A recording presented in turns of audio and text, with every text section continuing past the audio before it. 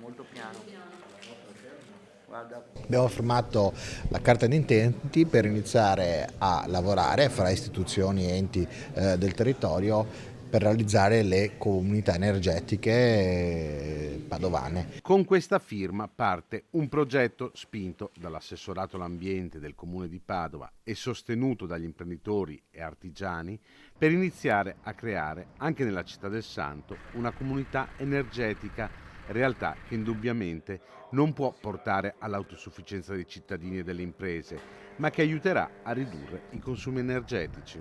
Non solo permetterà di avere uno sconto da un punto di vista economico, quindi spendere meno energia, ma va verso anche una consapevolezza del consumo dell'energia. Una scelta condivisa con le realtà produttive del territorio. Il nostro è un sistema energivoro, fortemente energivoro, siamo il secondo manifatturiero l'Italia dell'Europa, quindi di fatto è uno dei temi principali. Il costo dell'energia ormai è cresciuto, è diventato iperbolico e abbiamo bisogno ovviamente di pianificare le nostre produzioni industriali e quindi aderire a delle collettività, comunità energetiche significa ovviamente avere la sicurezza che all'interno di questi impianti da 1 megawatt noi possiamo effettivamente approvvigionarci. Una sinergia con il territorio che passa anche dalla collaborazione con l'Università di Padova, che ne è motore per l'innovazione. È estremamente importante anche questo obiettivo sociale di generare comunità,